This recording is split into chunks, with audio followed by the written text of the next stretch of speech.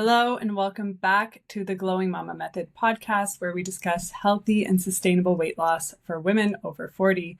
Now, today's guest is neither a woman nor over 40, but I was very drawn to the simplistic nature of your message. So, welcome, Troy Blyden.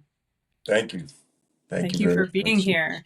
Sure. So, you've got an interesting story, and I'm very curious to know how health came to be a priority for you, or if it's always been a priority. So, can you give us a little bit of a background story on what got you to where you are today? Sure. Well, I've been an athlete my whole life. I was raised by a professional athlete. My stepdad was in the NFL. My mom ran track. So, there was like a baseline level of health consciousness in my household. Nothing crazy. We still had a bunch of junk food and ate McDonald's and everything, but there was like my dad was he was big on me eating the right foods. Like he would cook sometimes and it would be like baked chicken, rice, vegetables, and he would always tell me like this is how you grow and stuff like that, build muscle. So he was coming from professional athlete point of view. Now, as I got older, went on to college. Um, I was always a picky eater, so that kind of eliminated a lot of things out of my diet just by default, which were a lot of things with added sugar and just bad foods really. So I was never one to like sauces and all the extra dressings and stuff.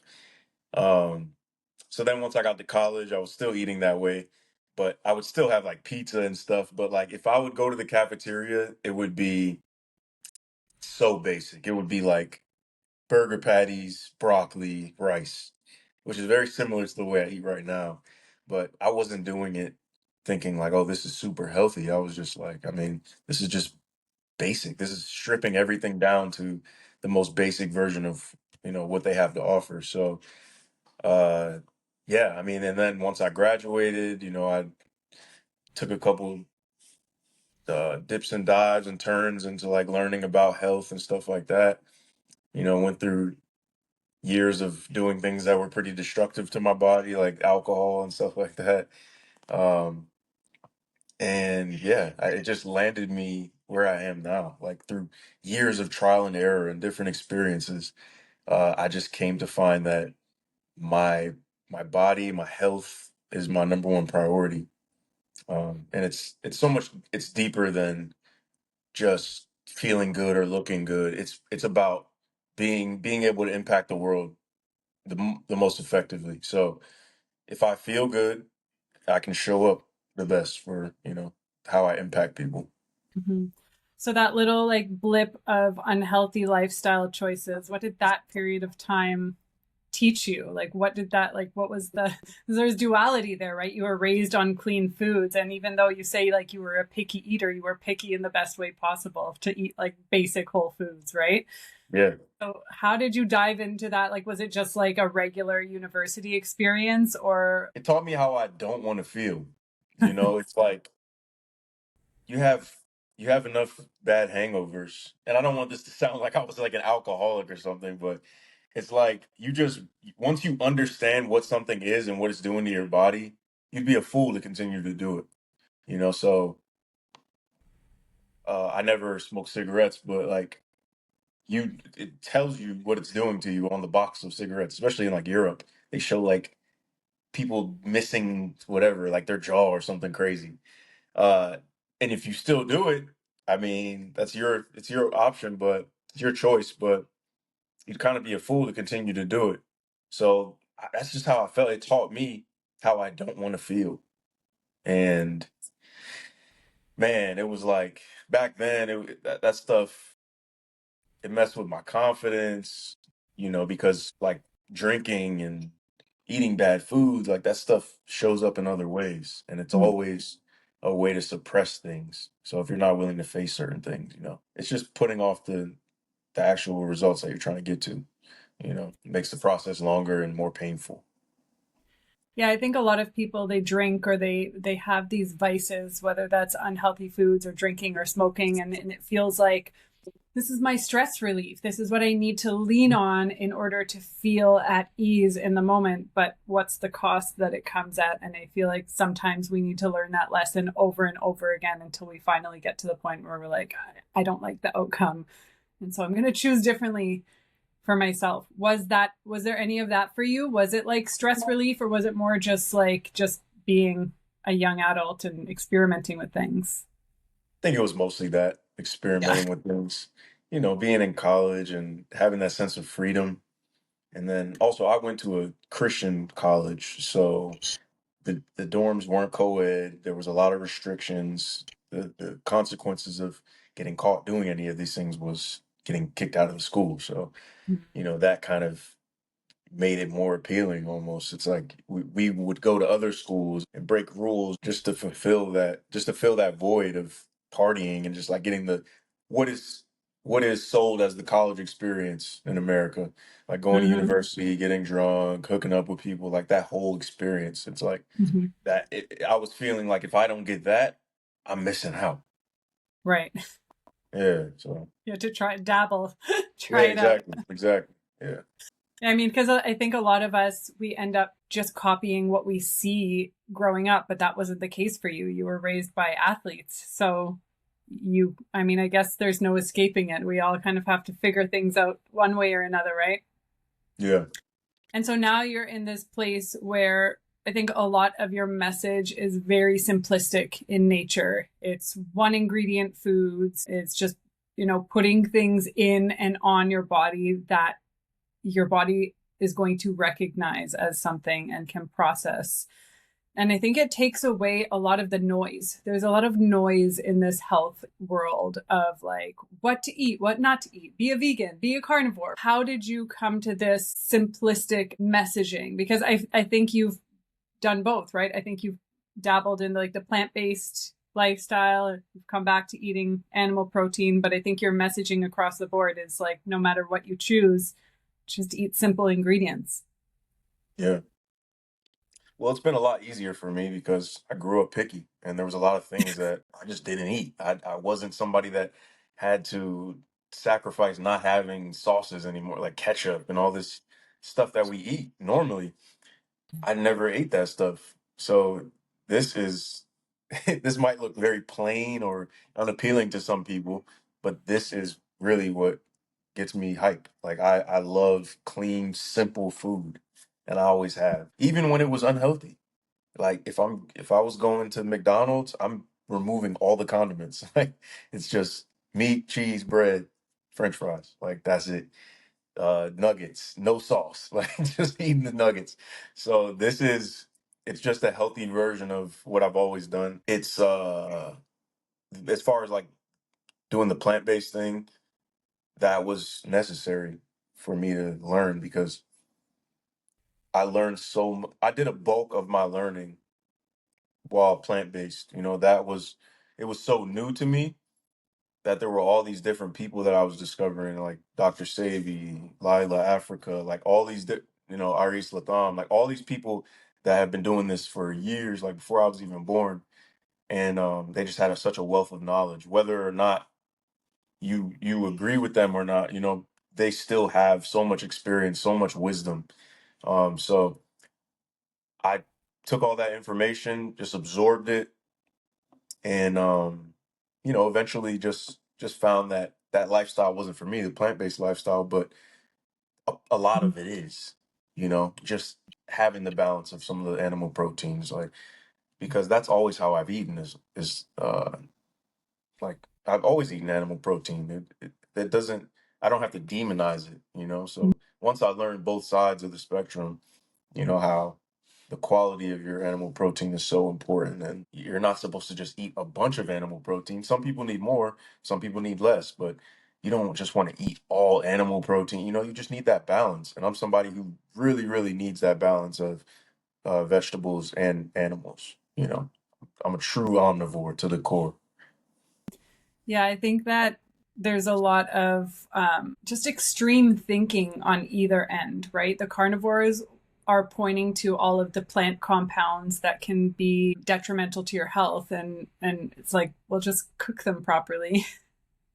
and then Hmm. you don't have to deal with that. And then, the a lot of the plant-based people, I feel that like veganism becomes somewhat of an identity and not just a diet, right? And so it's really hard to for them to look at things from a rational standpoint because it's who they are and it's not just what they eat, right? And so I think that there's merit to both sides. There's and I agree. Like being an omnivore is the way to go. Like take from the plants what you need from them and take from the animal protein what you need from it. Focus on quality across the board and you're good. Yeah. And you Yeah. eat a lot 100%. of the same things over and over again, which I think a lot of people struggle with. A lot of people come to me for weight loss coaching and they think that what they need is a whole bunch of recipes and a whole bunch of variety. And although I have those things for them, most people are coming to the conclusion after a while that is find the things that work for your body and cycle those things and make shifts when you need to. And that seems to be what you do as well, right? Yeah, absolutely. I, I, I mean, I eat beef, chicken, fish, eggs, and I just rotate those throughout the week. And then as Yeah. far as my carbs, it's usually quinoa, brown rice, sweet potatoes. I just cycle those throughout the week. So it's like I'll cook a bunch of rice one day and I'll eat that for 2 or 3 days. And then I cook a bunch of quinoa, eat that for 2 or 3 days. And that's how I do it. And then frozen vegetables, like that's just for convenience. Ideally, you want to eat things that are in season along with the things that work with your body. Uh, yeah, but a lot of the way I eat is just based on the system that I've created that works for my lifestyle right now. Yeah. And you talk about fasting quite a bit as well. What's your journey with fasting been like? Oh man, fasting has been a journey for sure. I mean, I've just like once I got into the plant-based lifestyle and learned about how people have healed all these ailments in their body and like just cleared things up through fasting, I just became obsessed with it. I was so intrigued. I'm like, what could this do for me? And also like the spiritual aspect of it. I was listening to this man, Dr. Fred Bishy. He's in his 90s and he was talking about how he did like a 7 day long dry fast and like did all these water fasts, and he was just looking for answers. He was trying to connect with God closer. So that really resonated with me, and I just started fasting. I would do a day. I would do like 3 days. I did up to 8 days one time. Wow. Um, yeah, and it was crazy. I mean, luckily it was during COVID, so like there was nothing else to do. Like, so I was just watching a show on Netflix for a week straight. Like, I just had to distract myself from being so hungry. But Yeah. but yeah, I mean, fasting is powerful. But like anything else, it can be abused. It can cause issues if not done very consciously and correctly. I definitely think it's one of those things that like you just gotta experiment it with yourself. That was the best for me. I just consumed a lot of content with people that are very knowledgeable on fasting, Mhm. and I took tips from everybody and just did my own thing. Because at the end of the day, it's like you're just not eating. Like that's it's pretty Right. It's simple, not that but complicated. yeah, exactly. But there are certain things that you want to be conscious of, like how you break the fast. Prepping for the fast.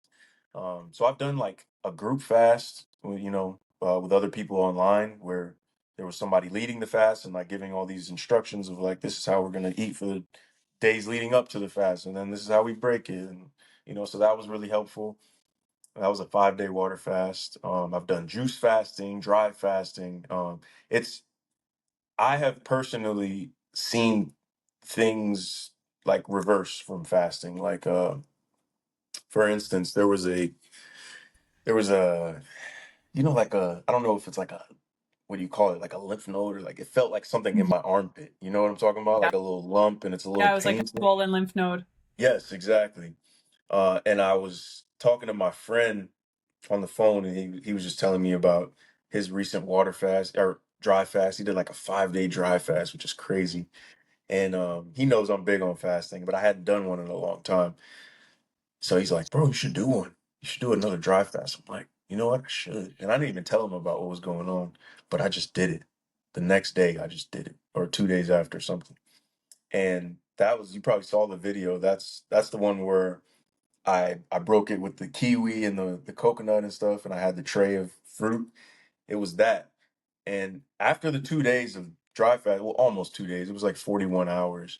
Uh, the thing was completely gone, like completely.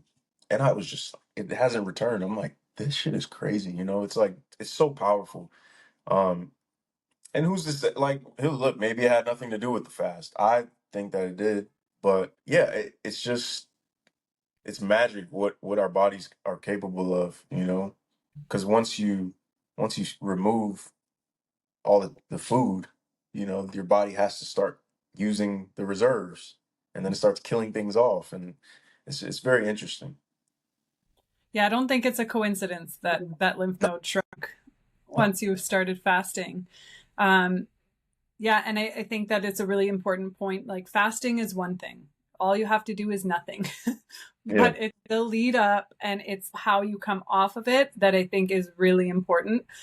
And I think that especially when you take weight loss into consideration, when people are trying to approach fasting from a weight loss perspective and they just think, oh, I ate bad this weekend, I'm just going to fast to clean out the system. Like it's just a recipe for disaster, right? Because you have to balance your blood sugar. You have to be, your nervous system has to be regulated in order to successfully fast and for it to actually feel good and get a good result from it. I've tried that myself too, right? Like when I just feel off in my gut because I've eaten the wrong things, I'm like, oh, maybe a fast will fix that. And I feel like I never reach the hours that I aim to reach when I approach it that way. So it's like we need to really focus on that lead up and just balancing the blood sugar and then and how we come off of that fast too. Like, once your gut is completely emptied, like waking up the digestive system again post fast is just, it's so important how you do that.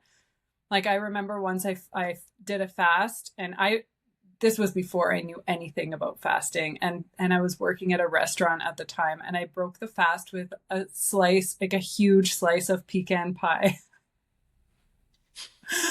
I've never Oh, felt worse in my life. Like that is the worst thing that you could do to break a fast is to just throw more garbage in. So as with anything, like we have to put all of the pieces together, and it's not just like fasting in and of itself is not going to save you, especially if you're continuing to, put garbage in. So I think that's a big point.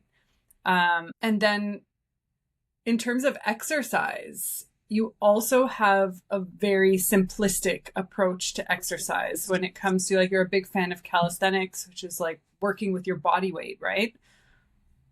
What was that like for you? Because I feel like as an athlete, you probably had complicated training programs and all types of things. So what made you come to more of a simplistic approach with exercise?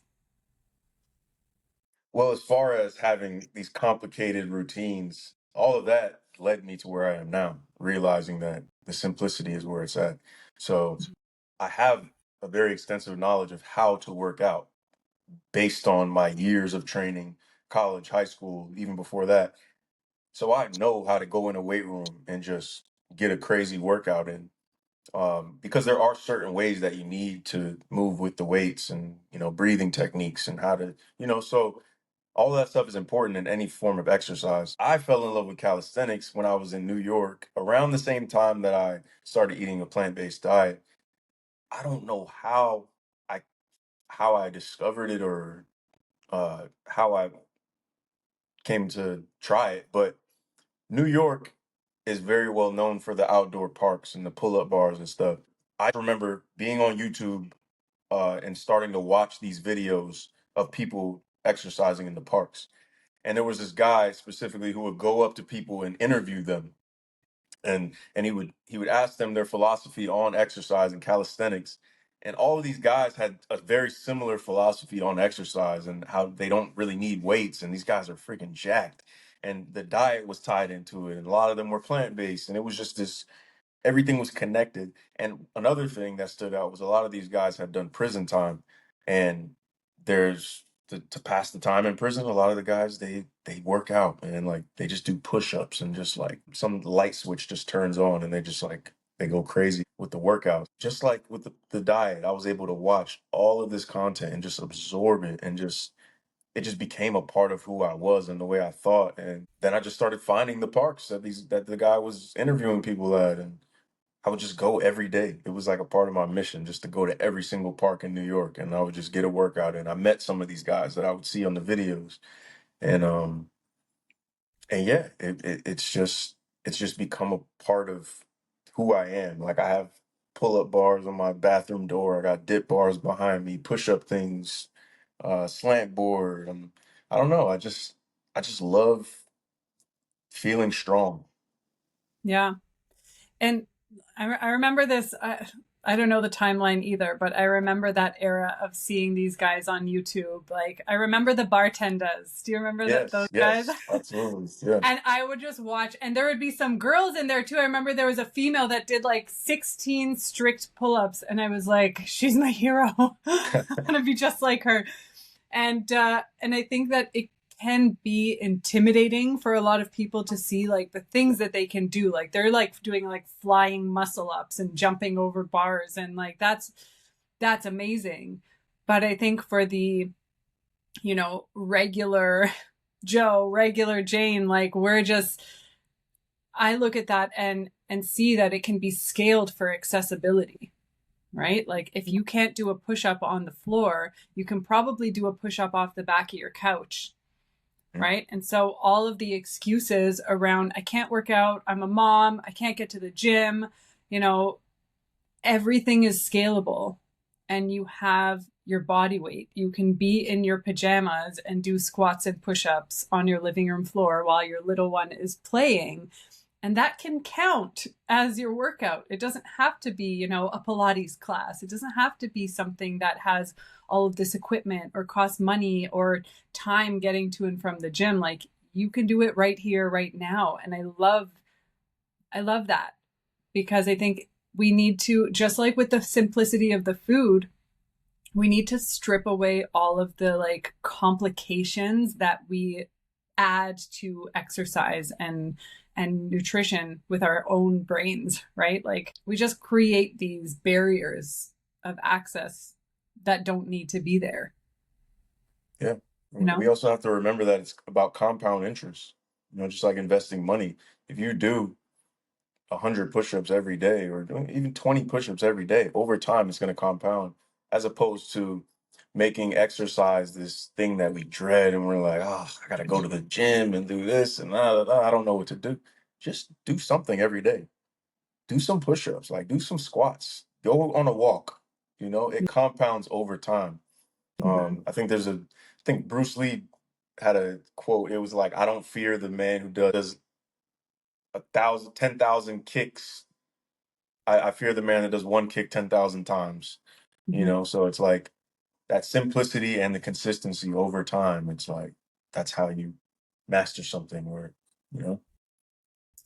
Absolutely. And it's, yeah, the accessibility, just do what you have access to, Mhm. and do it over time. And I think a lot of women too approach exercise as a weight loss tool, right? I need to work out to, like, this, it's the whole calories in, calories out debate, right? I need to burn X number of calories to get to my number on the scale goal. And then it has a lot of people giving up, because exercise is a long game as far as I'm concerned, right? It's not something that like you're going to do 3 workouts a week for a month and then you're going to be, you're going to lose the weight. Like it doesn't work like that. You have to put all the pieces together. You got to do the exercise consistently over time. And I think also using it as a mindset tool, it's a mental health tool. It's going to help your sleep. It's going to help your bowels. It's going to help your energy. And so when we use exercise as actually like medicine rather than, a means to get the weight down, then I think it's just a whole new world. Yeah, I agree completely. And then what are your thoughts on sleep? You had a quote in your lifestyle guide that you offer. It said the difference between hope and despair is a good night's sleep. Mhm. And I just love that so much, because I work with moms, and a lot of years we're underslept and it affects Mm, like everything. mhm. So how do you approach sleep, and what types of tools would you recommend to help people when it comes to sleep optimization? Okay, I love this topic so much because it's finally something I feel like I can talk about confidently. Like I actually do this because for I would say for the past year, I was really struggling with my sleep, even though I knew how to optimize it on paper. I wasn't practicing it. So now I'm at a place where sleep is the most important thing, and I actually practice what I preach with it. So number one, obviously, you got to have a wind down period at night. You know, it's like have some type of ritual or routine for the last hour at least, where you're reading, like not on your screen, wear your blue light blockers, uh, and that's gonna help your mind. You know, it's just gonna go into sleep mode. You know, another thing is going on a walk in the evening time and seeing the sunset, you know, seeing those lights. Some Andrew Huberman said, you know, scientifically, it just like it puts your circadian rhythm in alignment. So, you know, as you're winding down, you know, you want to have your room cool. I turn my AC on and make sure it's really cool in here at nighttime. I I personally sleep best on flat surfaces that aren't really cushiony. Like I have a Japanese mattress that I put on the floor and I just sleep on the floor. That I get the best sleep I've ever gotten in my life. Like, do you sleep on Um your back like yeah, shavasana? sleep on my back. Yeah. Yeah. Okay. Yep. Yep. I don't use pillows. That Wow. helps me. Yeah, that helps me. My hair is kind of long now, so it kind of acts like a pillow, It is your but pillow. yeah, that's my pillow. And a big thing for me is cutting off caffeine really early. If I even drink it, I didn't have any caffeine the past couple of days, but if I have it, no later than like 10 for me personally, because I believe caffeine has a half-life of like 12 hours or something crazy. You know, is that true? Yes. So yeah, so if I finish at 10 o'clock, it's still there's still like if I drink 120 milligrams and like 90 milligrams is still in my system at 10 o'clock. Is that how it goes? Something like that. Something like Uh, that. yeah, yeah. But I'm super sensitive to It's in your caffeine. system. That's the It's in point, my right? It's in system your for system for a sure. long time. Yeah, yeah. So I know I'm sensitive to caffeine. So it's very irresponsible of me to drink it past a certain time. So that I already have that set in my mind. So I sleep best when I don't have caffeine. Another thing is like exercising based on like how much fuel you have in your system. So it's like if there's a day where I'm not really working out and not really active, I shouldn't be eating as much. And if I do and then I don't burn anything off, it's like it's gonna affect my sleep. It's just gonna be just food, undigested, just sitting there, and it's this fuel, and my body's like, all right, we need to do something with this. Sleeping is not what needs to be done right now. So just understanding that the food is like information to your body. You know, it's all connected. It's all connected. Uh, and that's really it. Just like making it a priority. Like sleep is date night, you know, for your relationship. It's like that level of priority. Like if I don't prioritize this thing eventually, just like with the exercise, there's compound interest with it. So if I don't get sleep, as I'm sure a lot of early parents, I don't have kids yet, but I'm sure that's something that they can relate to is like over time, you know, your body is like feels like it's breaking down because you're not you have these sleepless nights or you're only sleeping for a few hours. It's like your body is not designed to do that. It can adapt and adjust, but over time you have to get that sleep. So just once you understand how important it is, it's not something that can be an afterthought. You can't just be like, all right, I'll sleep when I'm dead. Like, nah, I gotta sleep. I gotta sleep or I will be dead. Yeah, That's how I see it. absolutely. And you think about like, you know, every additional hour that you get per night equates to like another day of sleep over the course of the week. You know what I mean? Because that's Say that seven again. extra hours of sleep, right? If you sleep 7 hours a night, and Mm, I sleep 8 hours a night, and I'm getting 1 more hour than you every night, that means I'm getting 7 hours a week more than you. That's like a full mm, night's mm, sleep that I'm getting more than you if I just add that mm. extra hour, right? And I think that a lot of us, especially moms, we want me time. And I love that you just referred to sleep as like date night. Right? Like you need that is me time. This is the message that I try to get across to my clients, because if you're sacrificing sleep for me time, then you're only just digging yourself further into a hole, right? So what the issue is the lack of me time. So if you're not pouring into yourself throughout the day with exercise, with, connecting with someone, with doing something that's like filling your cup, then of course at the end of the night you're going to be like, I ignored myself all day. Now I need this time and space at night, and I'm going to sacrifice sleep to get it. So that mindset shift to really understand that like sleep is me time, and when you're well slept, you're going to feel so much better. Your mood is going to be better, your energy is going to be better, you're going to get a better workout in, your blood sugar is going to be balanced, you're going to want to eat better foods, right? When you don't sleep well, your body just says sugar, just wants Yeah, carbs and yeah, sugar. And that's that's huge. just, it's such a slippery slope to Hmm. to get on that hamster wheel of not sleeping enough and then craving carbs all day and just thinking there's something wrong with me. Like I'm a sugar addict. I can't seem to get my diet under control. Well, if you just sleep, your blood sugar will naturally balance out. So Yeah, I love that.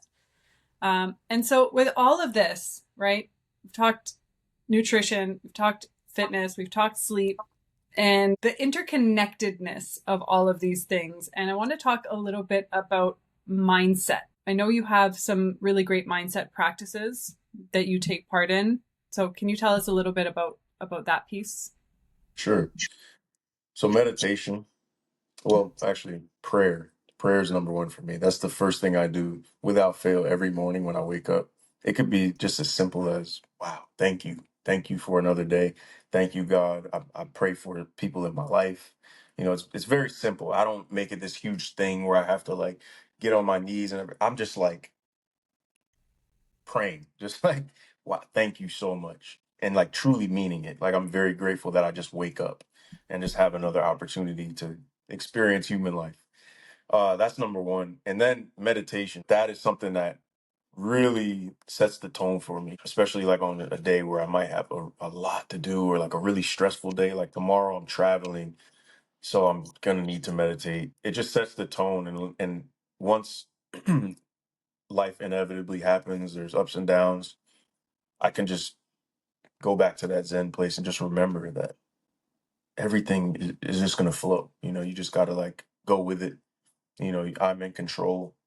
Well, I'm in control of certain things. So like just worry about what I can control. And meditation is also like a form of prayer. It's like a it's like submitting to whatever you believe in. I believe in God. It's for me it's submitting to whatever downloads God wants to give me. So that's why I like 30 minutes, because sometimes it just takes me 15 minutes to even get in that flow of like, all right, I'm not even having any thoughts. It's just opens. That's what it is for me. Journaling is great. Not very consistent with journaling. I'd say I journal, I would say 3 times a week. Like Mhm. 3 days out of the week, I will sit down and like have a journal entry and just, it could be ideas, it could be just how I'm feeling. That's something. I mean, I keep my journal right here all the time. It's just There are different ways to journal too. I feel like a lot of people just use a journal to vent, and that's fine, but we can use it for other things too, right? Reflections and ideas, or a brain dump. People who are overthinkers, sometimes it helps to just write down the things, right? So I think there's just something so therapeutic about like bringing it out of your head and onto paper, whatever it yeah, is. yeah, Yeah. yeah, for sure. And then getting into nature is so important for me. Just going in the park. I have a favorite park that I go to, but any nice park will do. If there's green, like I'm good. So if I find a good tree, I just go under the tree and I just get quiet, turn my phone off, might read a little bit, but definitely getting quiet and just there's nothing. So I just let the downloads come in again. And nature just has this beautiful, just like feminine energy to it where it's just, you just feel safe, you feel hugged, so that's something that I love to do is just get out in nature. Um, Especially, I mean, living in a city like LA. I mean, I'm not like downtown LA, I'm in the valley, but it can be very hectic with all the traffic and the cars and all. So just getting to nature, how we're supposed to live. Sometimes it's as easy as just like putting your feet in the grass to feel like you're feeling overwhelmed or anxious or anything, just go and touch grass. Yeah, for real. You could. I really love this quote I heard once that was that said, prayer is like speaking to God and meditation is listening to God. I love that. And yeah, and like, again, I don't care what God you pray to or what you believe in. I think that there is a higher power. Whatever you want to name that higher power, I think there's a lot of divisiveness when it comes to religion and spirituality. But for me, like, I feel like we're all saying the same things. We're just speaking different languages, right? So Absolutely. whatever it is that you believe that you're connecting to, whether that's source, universe, God, Allah, like whatever it is, it doesn't matter as long as you have this practice where you are in communication with, something bigger than yourself. And I think that meditation for a lot of people, including myself, I'm not going to sit on a high horse like I'm like a meditation expert. It's hard to sit with yourself. It's hard to sit with your thoughts. It's hard to not pick up your phone or to be like, I have dishes to do or I have things to take care of, right? Like, there was another quote that I heard once that was like, if everyone should meditate for 30 minutes a day, but if you're busy, you should meditate for an hour a day. I don't know if that's the exact quote, but that's the gist, right?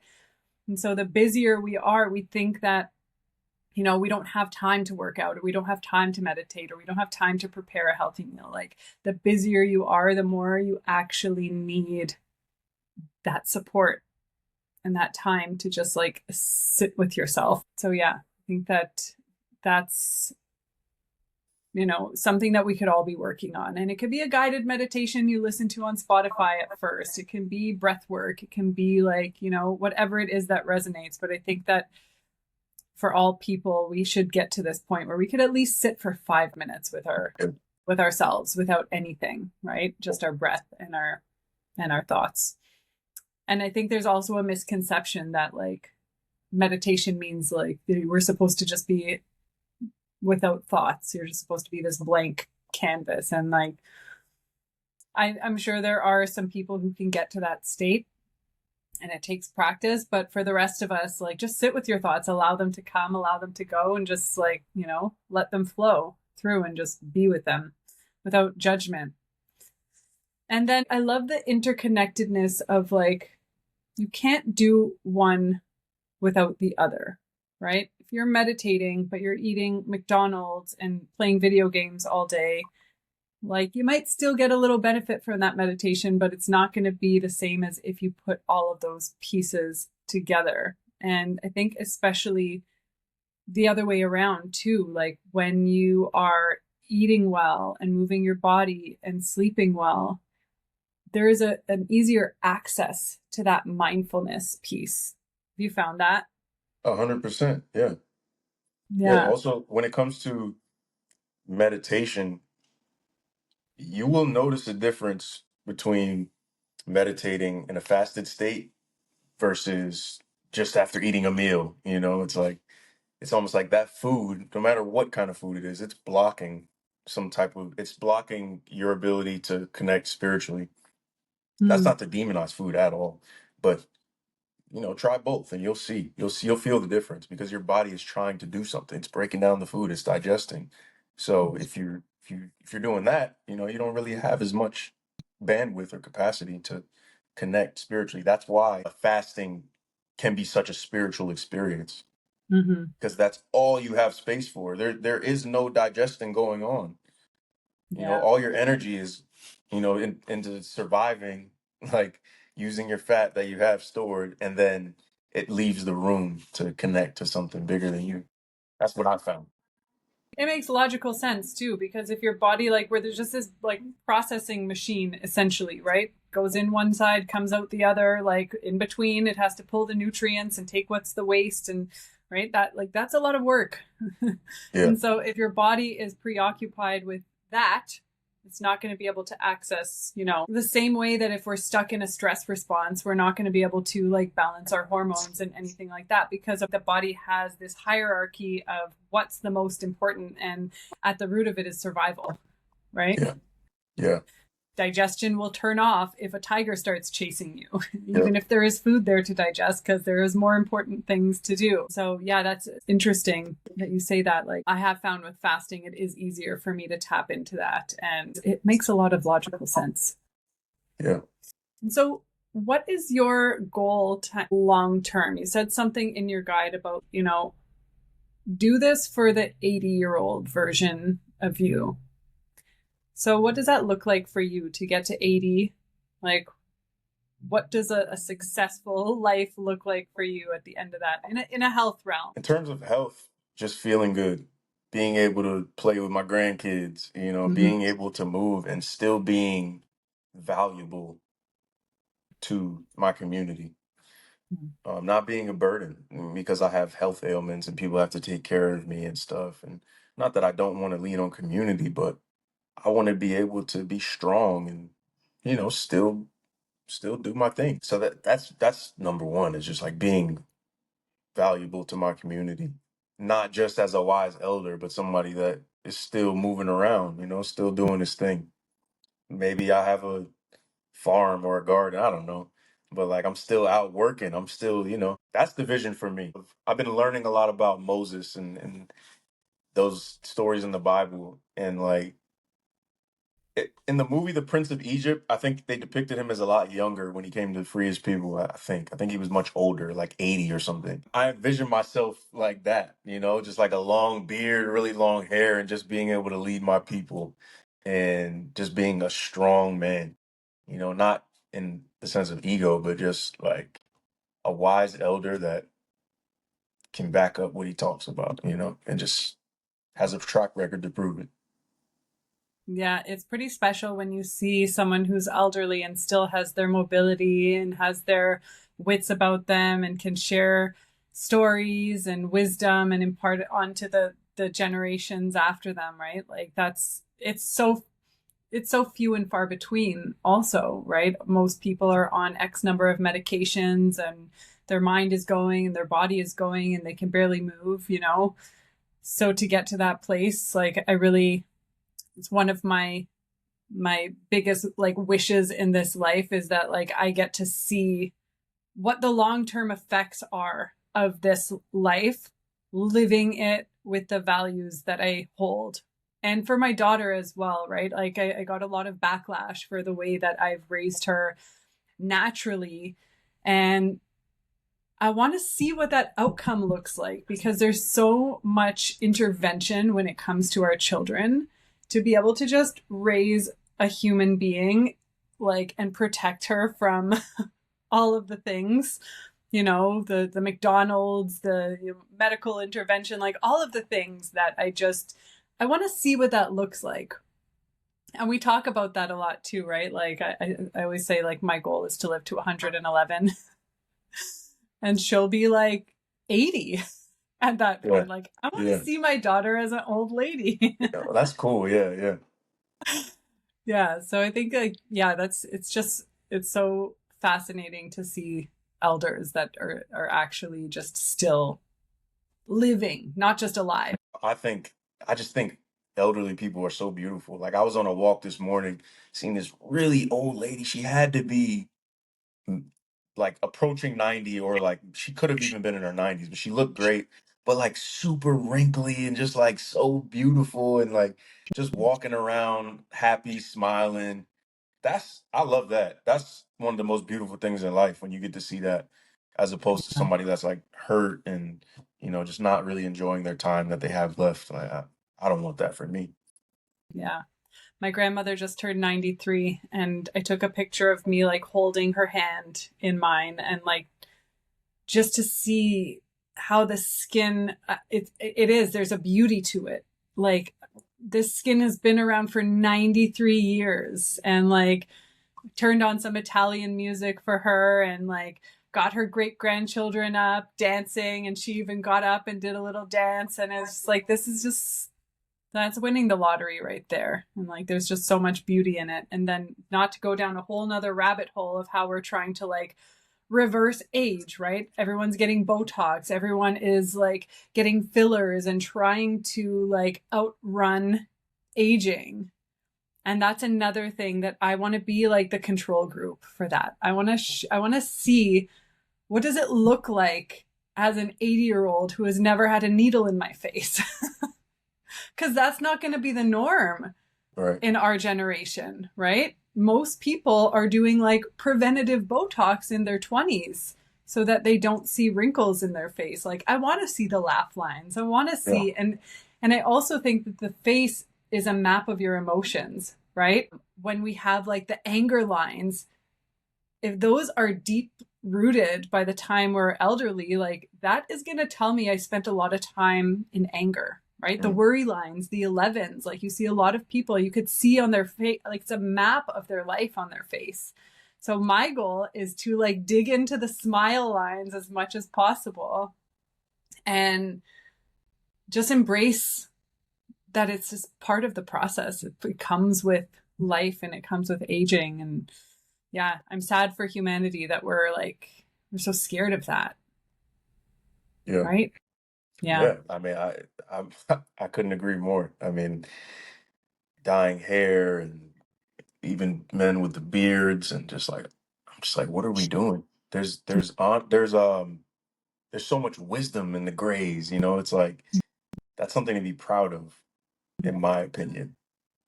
Yeah. You got to earn those grays. You got That's to a earn the privilege. grays. You got to earn the wrinkles. You got to earn all of that. Yeah. Yeah. All right. Well, thank you so much for your time today. And if people want to learn more about you and find you and work with you, what capacity can they do that, and where do we find you? Sure. Well, you can find me at Troy Blyden on everything: YouTube, TikTok, Instagram.